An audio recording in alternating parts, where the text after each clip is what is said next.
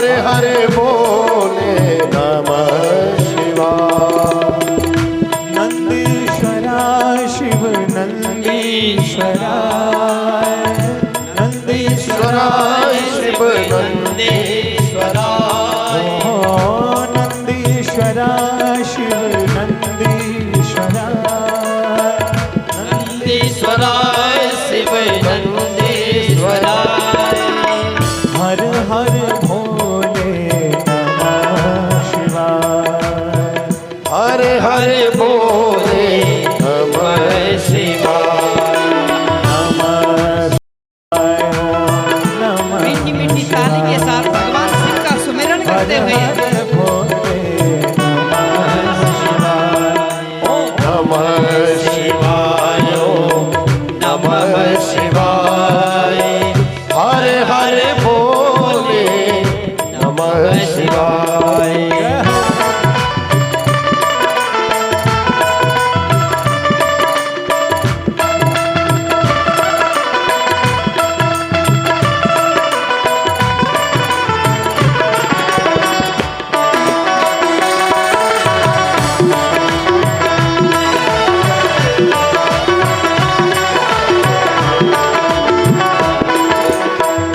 दिगंबरा शिव दिगंबरा, दिगंबरा शिव दिगंबरा, ओ दिगंबरा शिव दिगंबरा, दिगंबरा शिव दिगंबरा। हर हर भोले नमः शिवाय। हरे हरे बोले नमः शिवाय। ओम नमः शिवाय नमः शिवाय। हर हर भोले नमः शिवाय। नमः शिवाय नमः शिवाय। हरे हरे बोले नमः शिवाय। हर हर भोले नमः शिवाय। हरे हरे बोले नमः शिवाय। बोले शंकर भगवान की, श्री शिव महापुराण की। द्वितीय दिवस की पावन कथा में प्रथम संहिता बिंदेश्वर संहिता में प्रवेश। धर्म क्षेत्रे महाक्षेत्रे गंगा कालिंदी समागमे प्रयागे परम पुण्ये ब्रह्मलोक शिवर्धना। धर्म क्षेत्रे महाक्षेत्रे गंगा कालिंदी संगम। धर्म का कौन सा क्षेत्र है और उस क्षेत्र को प्रयागराज कहा गया है, जहां मां भगवती गंगा यमुना कालिंदी का समागम हुआ है, जो ब्रह्मलोक का द्वार ब्रह्मलोक का मार्ग कहा गया है। ऐसे परम पुण्यमय प्रयाग में मुनियों ने एक यज्ञ किया और उस यज्ञ के माध्यम से प्राप्ते कलयुगे घोरे नर पुण्या विवर्जिते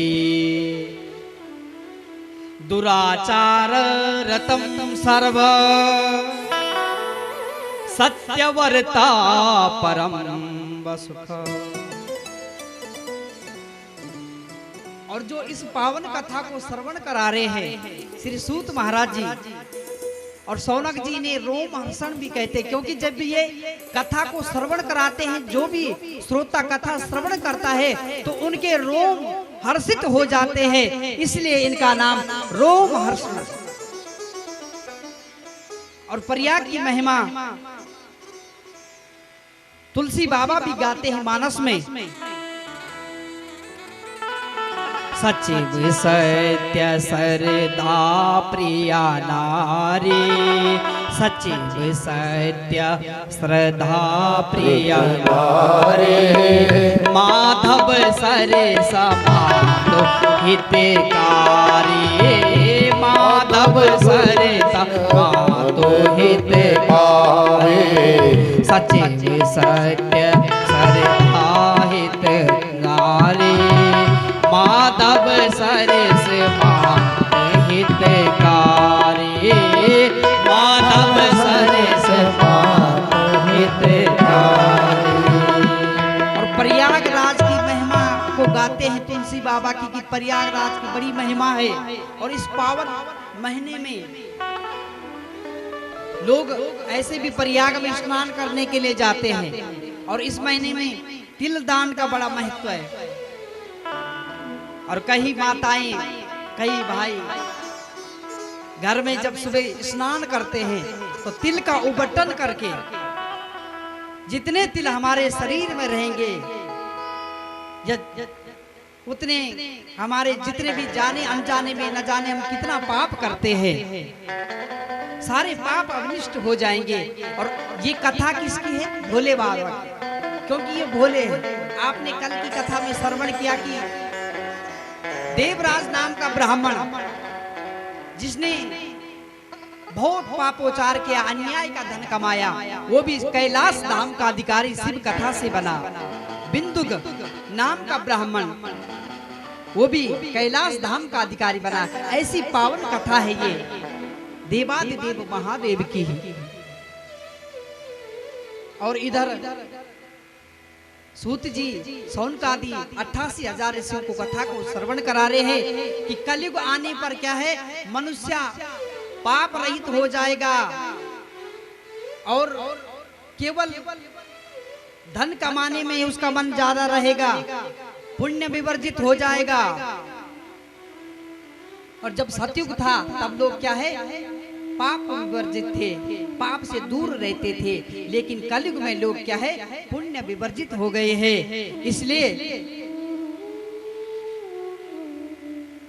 इस कलिकाल में केवल एक ही साधन है, यही कलिकाल ना साधन दूजा, जप तप व्रत और ना पूजा। यह कलिकाल साधन दूजा, जप तप व्रत और नहीं पूजा, जप तप व्रत और नहीं दूजा। ऐसे कलिकाल की महिमा बताई है कि इस कलिकाल में केवल जप तप दान व्रत नाम का ही महत्व है और कोई दूजा साधन नहीं है। क्योंकि कलयुग में असत्य है, हर जगह देखो झूठ, और झूठ बोलने वाला ये चाहता है कि मेरे से सच कहे, लेकिन मैं किसी और के पास झूठ बोल। लेकिन सत्य से भागते हैं, केवल झूठ हर जगह। और कलयुग के कुलुषित प्राणियों के लिए ये पावन शिव कथा, बड़ी से बड़ी पापी भी अगर इसका श्रवण करते हैं तो इस पावन कथा से उसका कल्याण हो जाता है। क्योंकि कलिकाल में ब्राह्मण वेद विक्रय करेंगे, संध्या से हीन हो जाएंगे और त्रिकाल संध्या हीन हो जाएंगे। जितना भी तेजस्या वेदों का विक्रय करने लगेंगे और जो क्षत्रिय है वो बलहीन हो जाएंगे, उनको युद्ध में कोई रुचि नहीं होगी। और जो वैश्य है वो संस्कारहीन रहित स्वधर्म का शील करेंगे और मन चाहे तिलक लगा के ब्राह्मणों से आचरण करके अपनी जय जयकार कराएंगे।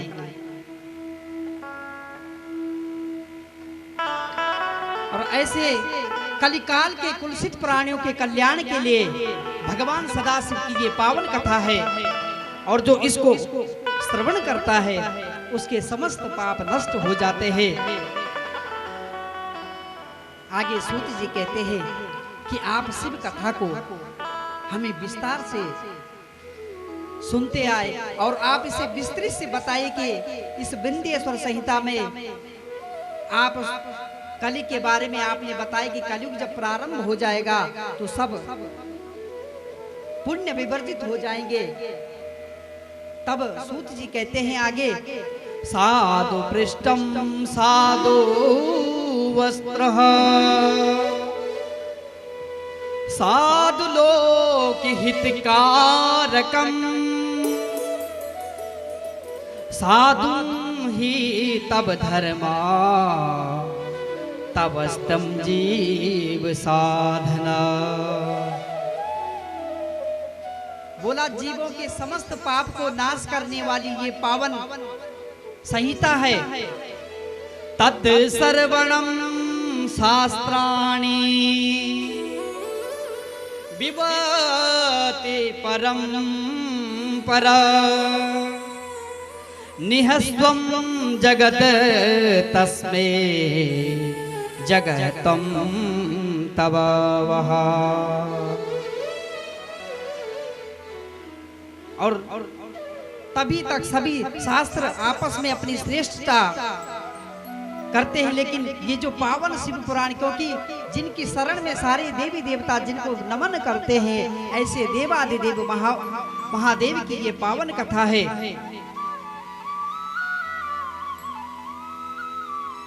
और जो भक्त भक्ति भाव से शिव पुराण का एक अध्याय या इस श्लोक का पाठ करता है, उसे अश्वमेघ यज्ञ के फल के बराबर प्राप्ति होती है और उसके समस्त पाप नष्ट हो जाते हैं। और जो चतुर्दशी के दिन भगवान देवादिदेव का उपवास करके शिव पुराण का पाठ करता है, उसे प्रत्येक अक्षर के गायत्री पुरुष चरण की प्राप्ति होती है। और जो रुद्र संहिता का पाठ करता है, वो कितना भी बड़ा ब्रह्मघाती हो, वो भी केवल 3 दिन में अगर रुद्र संहिता का पाठ करे तो उस पाठ करने से वो पाप नष्ट हो जाता है। और कैलाश संहिता की तो बात ही क्या, कैलाश सहितम यस्य महात्मं वेति शंकर। और कैलाश संहिता का महात्म्य केवल भगवान शंकर ही पूरा जानते हैं। कल भी आपको श्रवण कराया था सूक्ष्म रूप में। जो कैलाश संहिता उसको पूर्ण रूप से केवल भोले बाबा ही जानते हैं, और उसका आधा भाग व्यास जी जानते हैं, और उसका भी थोड़ा सा आधा भाग सूत जी जानते हैं।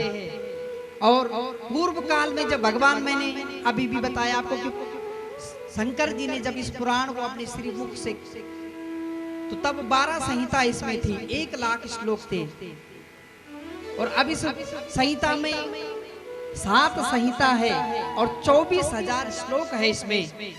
जो पहली संहिता है वो विंध्येश्वर संहिता है, और द्वितीय जो संहिता है वो रुद्र संहिता है, तृतीय जो संहिता है सत्यरुद्र संहिता, और चौथी जो संहिता है कोटि रुद्र संहिता, और 5वीं जो संहिता है उमा संहिता, और 6ठी जो संहिता है कैलाश संहिता, 7वीं जो संहिता है वायवी संहिता है।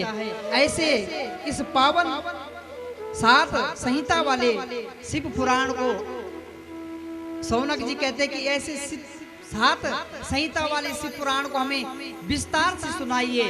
और दोनों हाथों से सूत जी के सामने निवेदन करते हैं, मुनीनम षष्ठकुलीन ब्रह्मवीतम वरोवः इदं परिमिदं नेति विवादे समंभते। एक बार क्या हुआ कि 6 कुल के ऋषि आपस में विवाद करने लगे, अपने आप को श्रेष्ठ कहने लगे कि मैं बड़ा, दूसरा कहने लगा मैं बड़ा। षष्ठ यानी 6 कुल के ऋषियों में आपस में क्या हुआ, विवाद हुआ, आपस में अपनी श्रेष्ठता को सिद्ध करने लगे। जब इनका विवाद का हल नहीं हुआ तो तभी ये ब्रह्मा जी के पास गए और ब्रह्मा जी से पूछा इन्होंने, एकम देव महादेवा सर्वं जगदीश्वरम।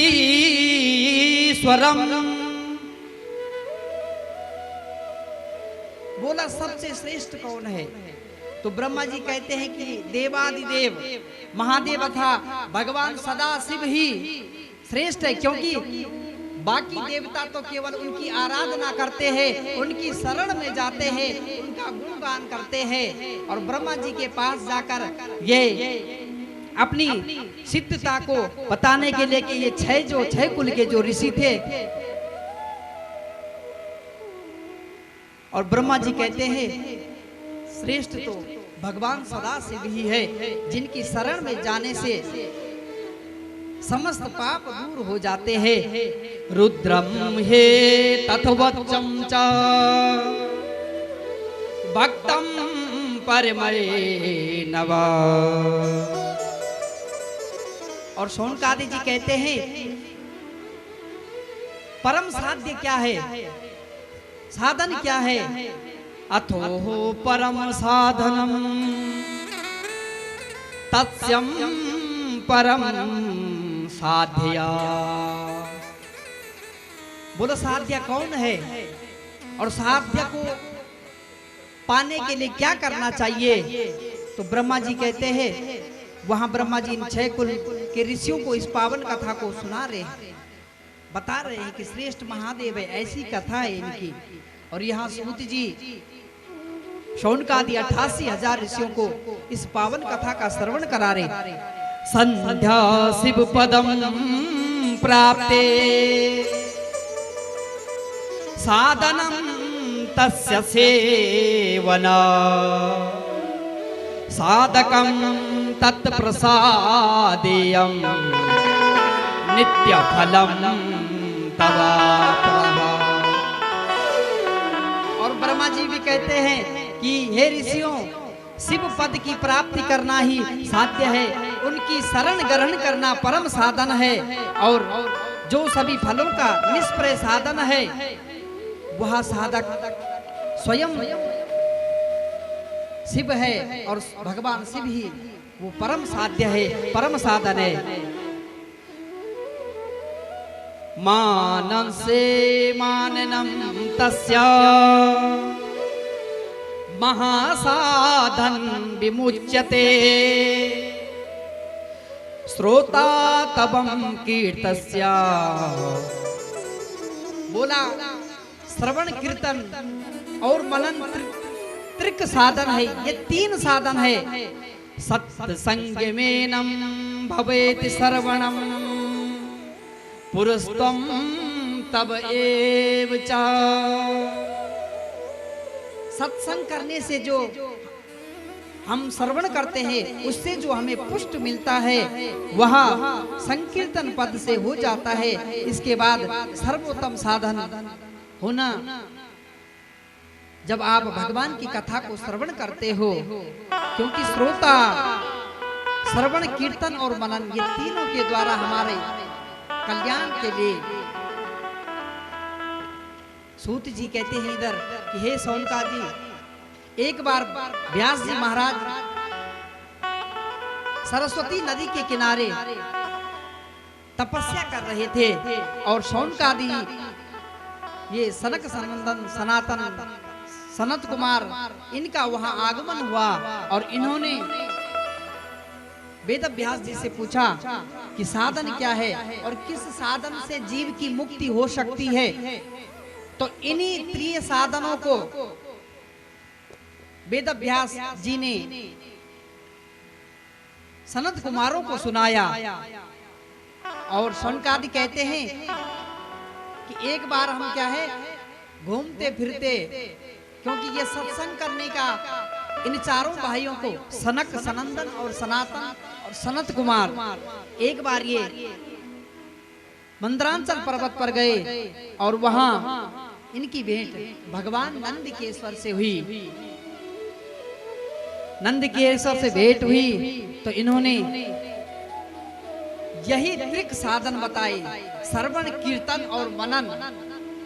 और शौनक जी कहते हैं कि जो मनुष्य तीन साधनों में क्या है असमर्थ हो, उसे क्या करना चाहिए? तो सूत जी कहते हैं श्रवणम त्रिकम साधनम लिंग वेर च संकरम।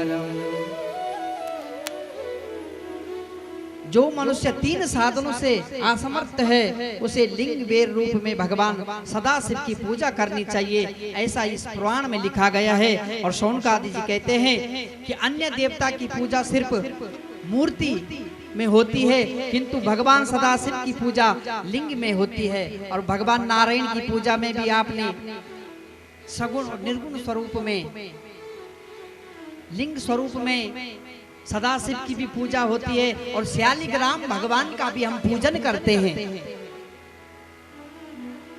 सूत जी आगे की कथा कहते हैं कि भगवान शिव ते हम महादेव भूत भावन परम तत्वः।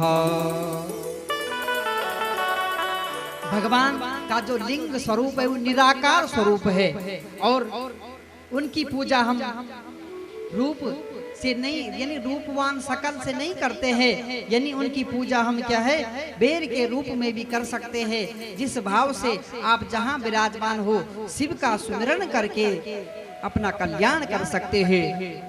और एक बार मंदरांचल पर्वत पर तपस्या करते इसी विषय में सनकादि ने नंदकेश्वर भगवान से पूछा कि शिवलिंग की उत्पत्ति कैसे हुई और कृपा करके विस्तार से इस कथा को बताइए। और सनत कुमार आदि शिवलिंग की उत्पत्ति कैसे हुई आप विस्तार से बताइए। भगवान नंदकेश्वर कहते हैं कि एक बार भगवान विष्णु अपनी धर्म पत्नी लक्ष्मी मैया और पार्षदों के साथ शयन कक्ष में शयन कर रहे थे और इतने में ही ब्रह्मा जी आए। और ब्रह्मा जी जैसे आए उन्होंने कहा कि हे बेटा उठो, उत्तिष्ठम वत्सम। ब्रह्मा जी कहते हैं बेटा उठो, मम पास्यम, मुझे देखो, तब नाथ महागतम, मैं तुम्हारा स्वामी, मैं तुम्हारा पिता। और भगवान नारायण मुस्कुराते हुए कि पता नहीं आज बाबा को क्या हो गया। और ब्रह्मा जी कहाँ मानने वाले थे, क्योंकि भगवान ने लीला करने के मात्र से पितामह ब्रह्मा जी कहते मैं तो जगत का पिता हूँ, सृष्टि की सृजना मैंने की। बोला नहीं, आप मेरी नाभि से उत्पन्न, मैंने आपको पैदा किया।